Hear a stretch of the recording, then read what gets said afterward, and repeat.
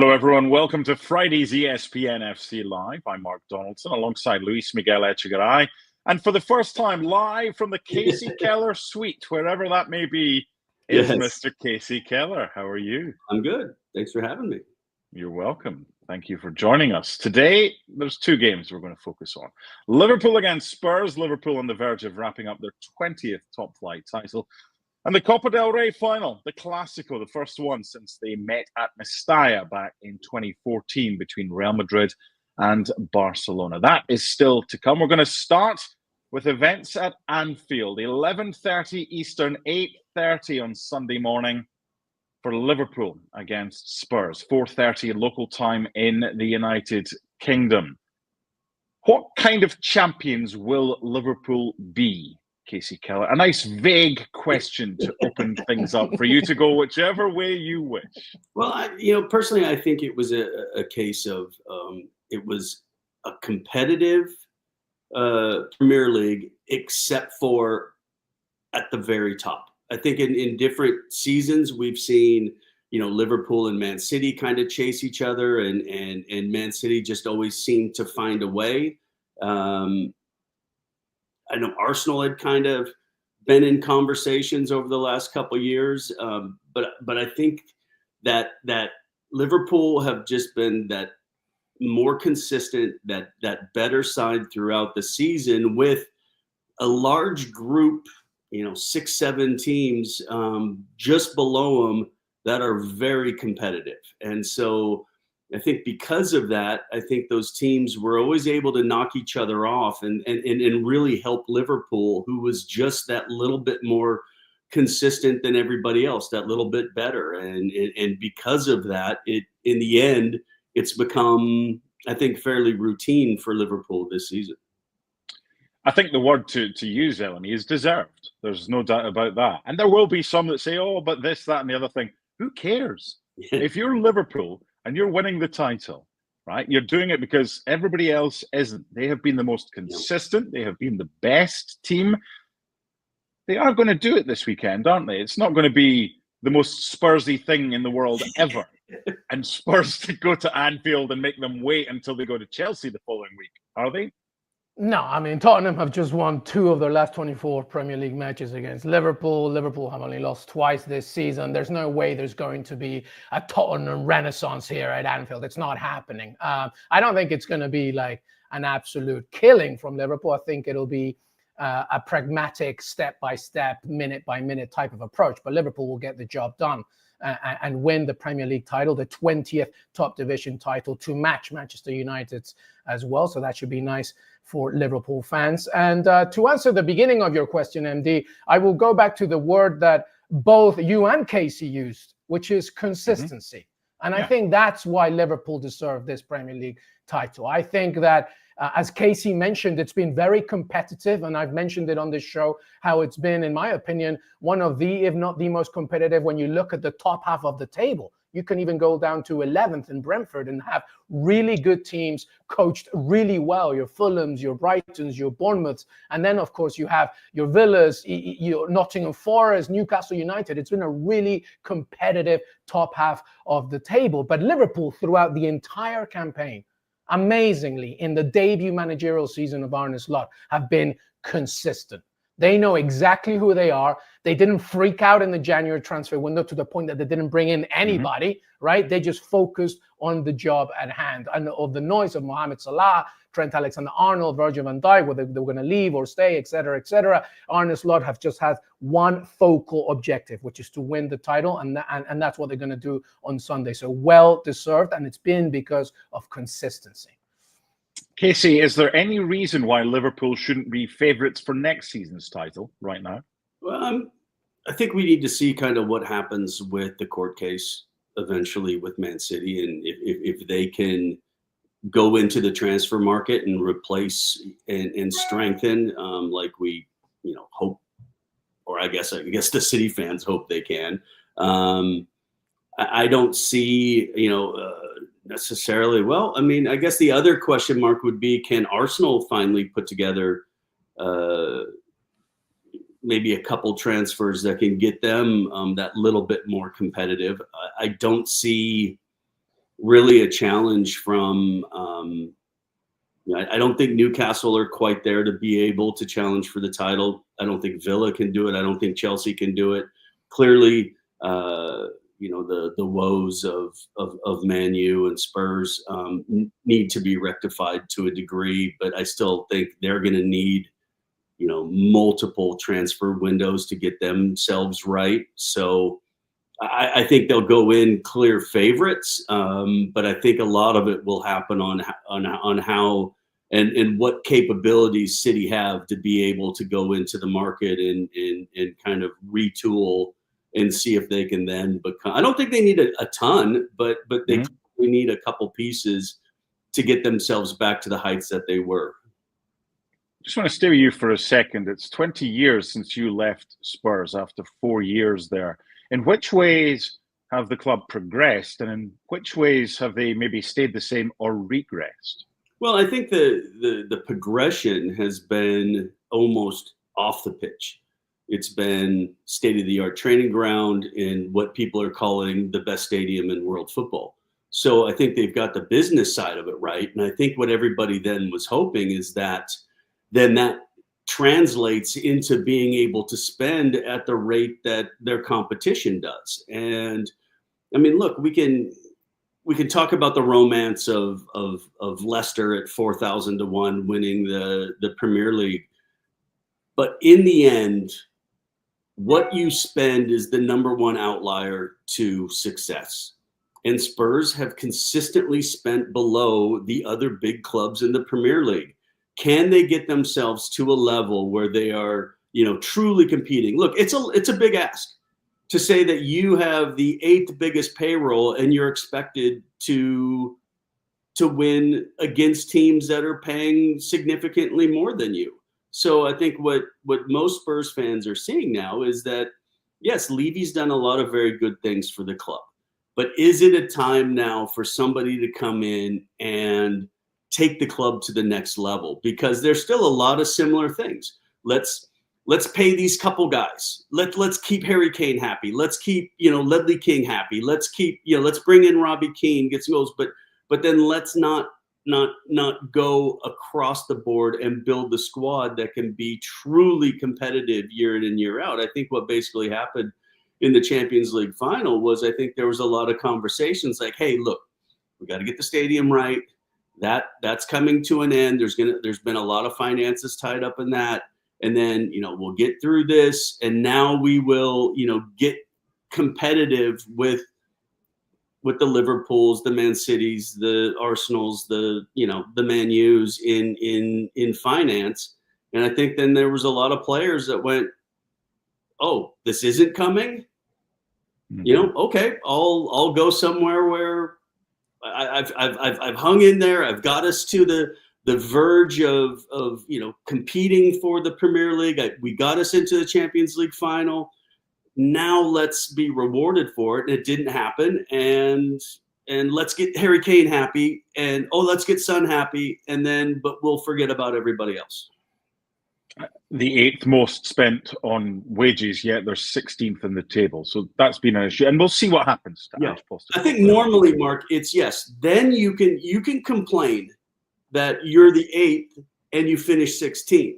But you can't complain that you finished 5th and not 1st or 2nd, or you didn't go in the Champions League when 7 other teams paid more than you. So, yes, to me, that's the standard. The standard is if you want to pay 8th, then you got to be happy when you finish above 8th. If you finish below 8th, then 100% you should be a shambles. Agree. Right, LME, Liverpool. Let's go quality over quantity in the summer. I'm giving you a maximum of 3 players within reason, right? You're not going to get Mbappe or someone like that, but realistic targets.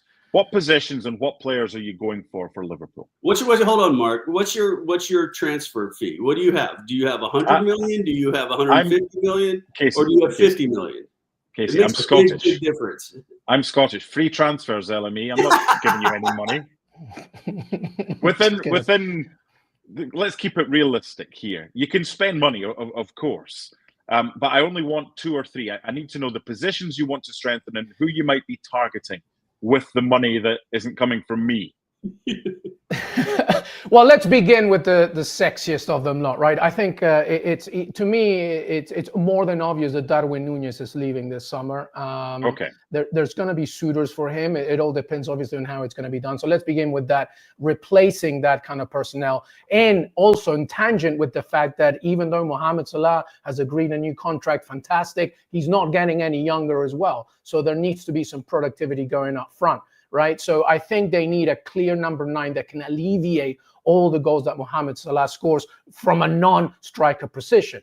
I mean, there are plentiful. I mean, if you want to shoot for the stars, you're obviously aiming, for somebody like Isak. That's not happening.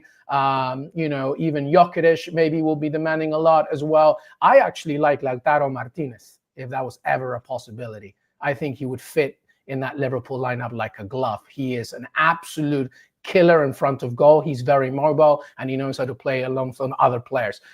When you go back deeper down, I think the center midfield, as Janusz Michalek said it in the previous episode, I agree. I think maybe somebody in there that can also protect, because I think Liverpool are going to be looking at that midfield and say, all right, we can't just rely on the fact that Gravenberch had a really good season. Alexis McAllister does a lot of really good things going forward. Endo's a good squad player, but can we get somebody that can help as well, especially if Curtis Jones doesn't offer consistency a lot? Subimendi has been mentioned in the past. Maybe that's somebody. And then at the back, because Trent Alexander-Arnold's leaving, I think Liverpool will be fine. Conor Bradley's a fine right back. But will they look for somebody that can maybe alleviate? And also on the other side, because I think Andy Robertson is not the answer for Liverpool going forward, or for Arne Slot. So, there's a few players there. And I think Anthony Robinson, who in my opinion is one of the best left backs in Europe, not just in the Premier League, could do wonderful things for Liverpool Football Club. So there you go. That's a cool 250 million, I think. I love it, spending other people's money. It's when you have to spend your own. That's the problem. Anthony Robinson's a good shout, by the way, because Atletico Madrid are in the market for a left back, and they look like they're going to sign a centre back from Spurs and Christian Romero, and Anthony Robinson would be fantastic. We saw them yesterday, Kasey, didn't we?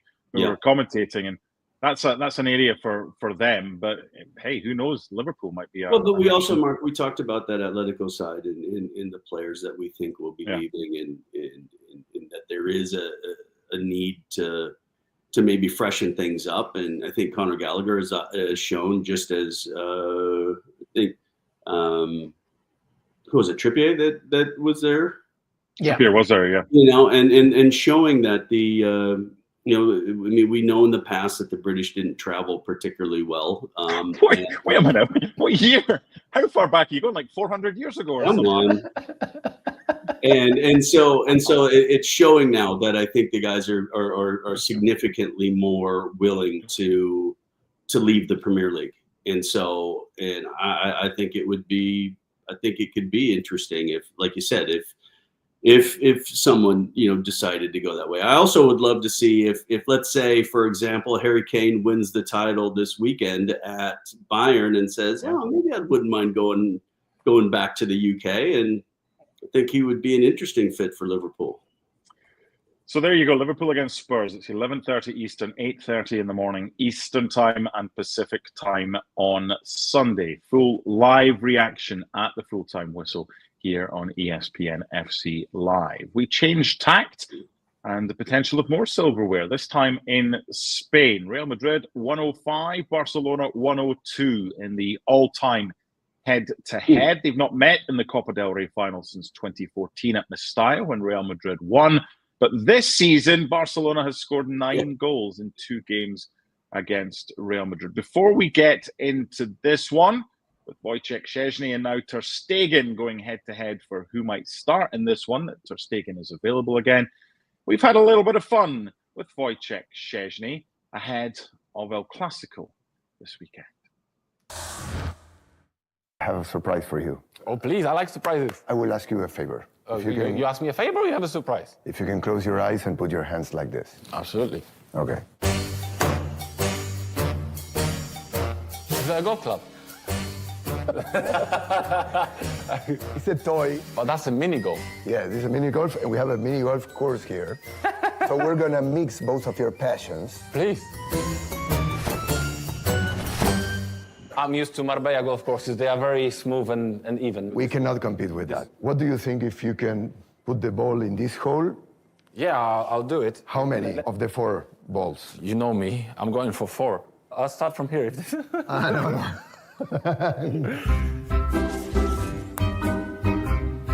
Oh, good start. I should just walk off right now like this, you know?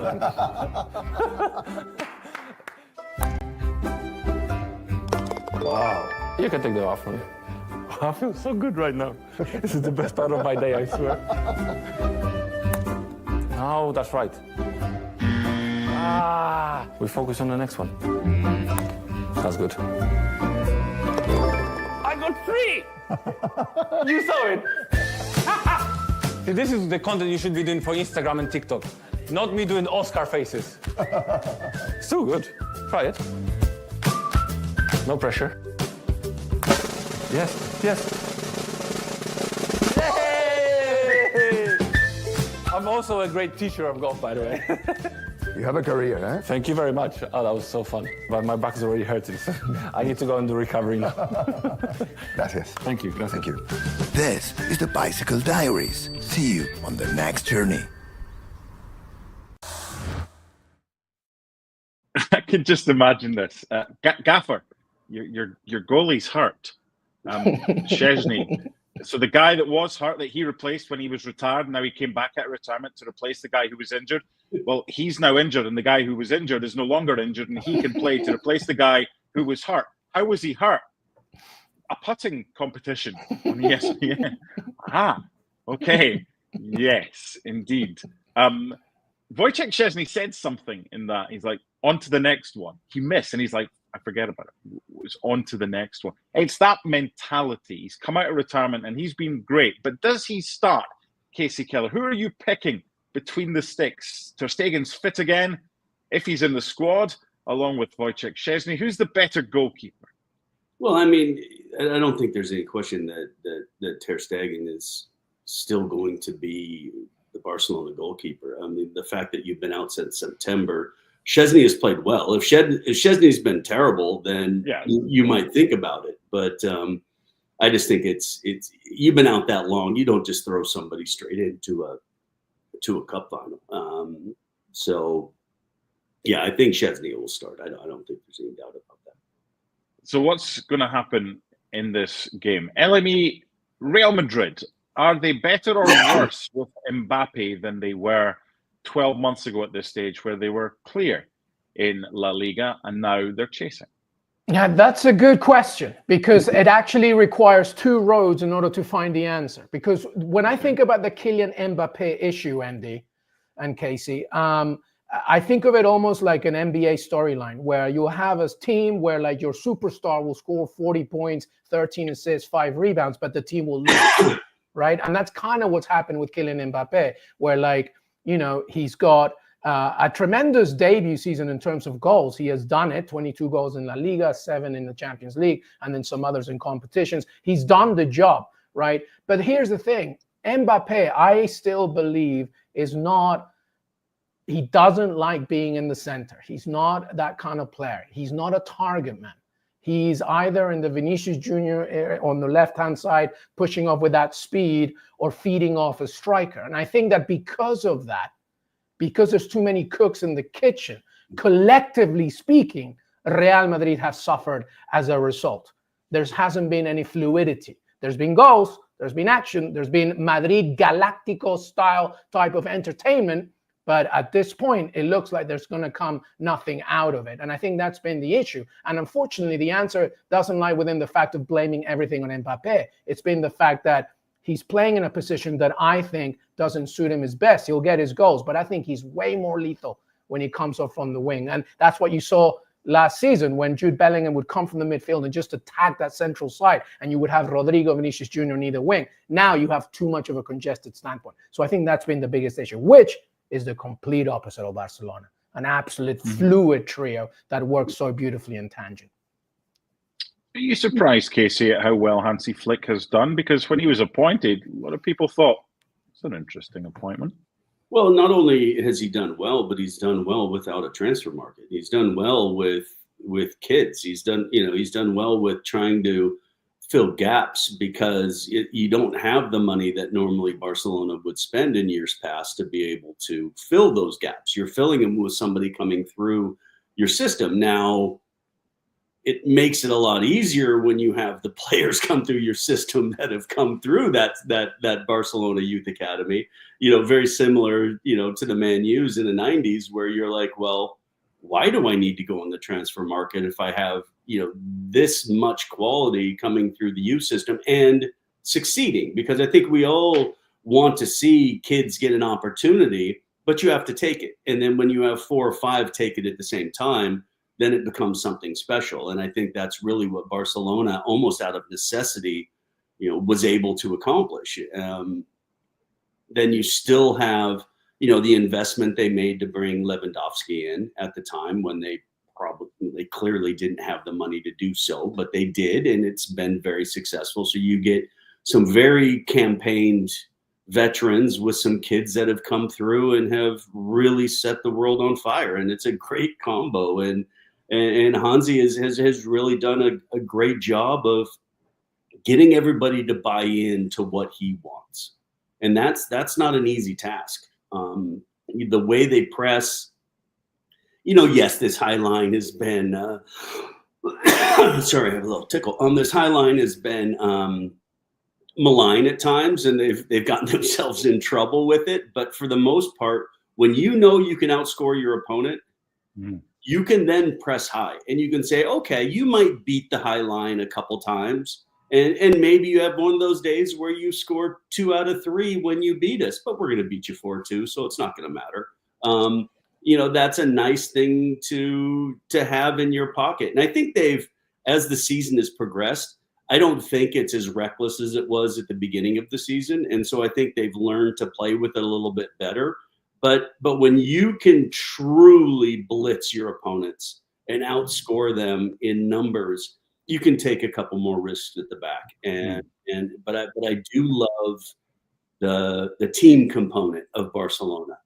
The way that they try to win possession back quickly, the way that they then, when they win possession, it's not then step on the ball and pass it back to midfield and let's get 55 passes before we go to goal. No, win possession, attack, score goals, and then come back and do it again.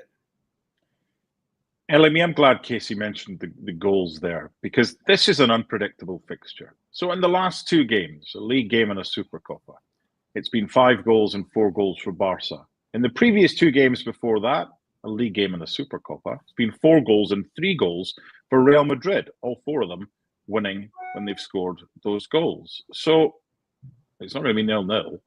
What's going to happen in this one? Is this all about the attack? Mark, it's definitely going to be 0-0 now. Well done. Well done. If only we had that power.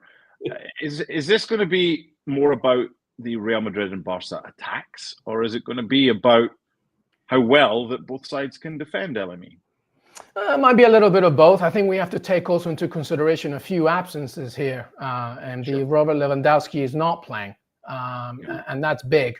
Obviously, Ferran Torres will take that role under Hansi Flick. Alejandro Valde, who I consider one of the best fullback prospects anywhere as well, he won't play, and that's key. And then for Real Madrid, Alaba is out and Camavinga is out for the rest of the season. So that midfield now looks really interesting with Ceballos, Tchouaméni, who I think is going to have the game of his life. And I think that's where I go here in this game. I think we're going to have, hopefully for the neutral, a very entertaining match, specifically because it's a neutral ground in Sevilla for a Copa del Rey final. But it's going to be one in the midfield. Because when you look at that first Clasico of the season, when Barcelona absolutely destroyed Real Madrid, it actually happened because there were just Grand Canyon opportunities in the midfield for the midfield of Barcelona to do their thing. And Pedri, to me, is the best player in his position in the world. And if he has the opportunity to move the chains and be an architect and play around with Rafinha on one side, who's having a Ballon d'Or season, and Lamine Yamal on the other one, against, by the way, injured fullbacks for Real Madrid as well, then it's going to be over. So I think Real Madrid, their number one priority has to be to be very, very good and stoic in the midfield, regardless of what happens offensively. If they don't control that midfield, this game is over. I think you talked about it earlier, though. I think you talked about it earlier in this conversation with Real Madrid, is the imbalance up front, then leads to who's covering in midfield. And then a knock-on effect, doesn't it? And because you really need everybody on the same page, and particularly when you're playing against the likes of a Barcelona right now in the way that they're playing. And you just feel there's some significant disconnect throughout the front line, the midfield, and defense with Real Madrid. They don't seem a cohesive unit. What they do have is enough talent on the pitch to find a way to get results, clearly. But you just don't see them in years past when you know that, okay, this is a team. And I think that's what we're seeing from Barcelona this season, is we're seeing a team. What we're seeing from Liverpool is this is a team, not a collection of individuals that have the ability to win the majority of the matches because they're just that much better than their opponent. But it's just not as clean as we expect from an Ancelotti side and what we've seen from Real Madrid, particularly even last year. So for a bit of fun, we asked our Barcelona correspondent, Sam Marsden, and our Madrid correspondent, Alex Kirkland, to combine both Barca and Real Madrid and give us their combined 11. Now, there's a lot of similarities there, but the differences are Lewandowski for Sam, but Mbappe for Alex, and Martinez for Sam, and Rudiger for Alex. LME, I don't see Vinny Jr. anywhere there. How would you have fitted him in, or would you not have? Well, I mean, that's the question, right? It's kind of incredible to suggest that Vinicius Jr. wouldn't make it in the combined first 11 of Barcelona and Real Madrid. But that's how good Rafinha has been. He has been remarkable. Never mind the numbers, but just the clutchness, right? 3 goals in 2 Clásicos. That hat-trick against Bayern Munich. The Benfica tie was decided by him. Top scorer in the Champions League. Oh, and by the way, the contributions in the Champions League, he tied the one and only Lionel Messi in this season. That's how good. So, like, if you're making a case for maybe having 4 forwards and just getting rid of a midfielder, then maybe you could do it, because Rafinha deserves to be there. I like the idea of having a decision between Mbappe and Lewandowski, because, Mbappe is clearly one of the most talented, lethal forwards in the game. We've talked about his numbers, but Lewandowski, like, we're talking 40 plus goals again. Like, that trio is remarkable. So I think I'm probably opting to go more for Sam Marsden here when it comes to Lewandowski instead of Mbappe. But at the back as well, Rudiger between Inigo Martinez. He's been an unsung hero, Inigo Martinez, in this season as well, kind of being the leader. So it's a tricky one. But Rafinha, sadly, over Vinicius Jr., unless you put 4 forwards up front. I'm not sure. Well, Kasey, you could put that front 4 in a kind of 4-2-3-1. But those 2 defensive midfielders, they're going to be knackered after half an hour. Yeah. No one's going to track back. Right. But do you then have to win, 7-6, 8-5, kind of things like that? That would be great. Some old school, you could take it back to the 20s. But just remember, you're the goalie, though. You're the one that doesn't want. Well, I'm not the goal anymore. I'm past that. I just get to talk about it. But yeah, I mean, I think when you talk about kind of that combination between Lewandowski and Mbappe,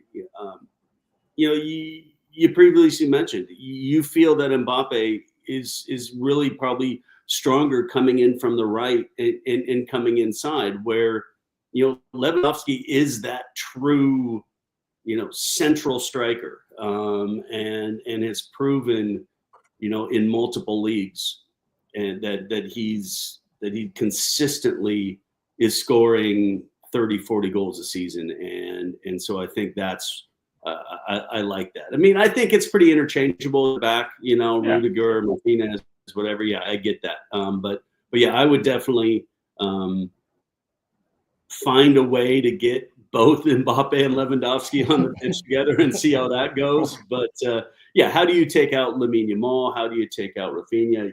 Vinny has not been at the level that we know he can play at. So, and yes, I agree with you, Mark. It's kind of weird to look at that and then not have Vinny Jr. in that, but unfortunately he just hasn't been, particularly I think since Christmas, kind of at the level that we expect of him. And more so, Rafinha is having a balloon. I mean, he is literally it's between He's the him, favorite, 6-4 Lamine favorite. Yamal, Salah, and I mean, the numbers are remarkable. But again, it's not just the numbers.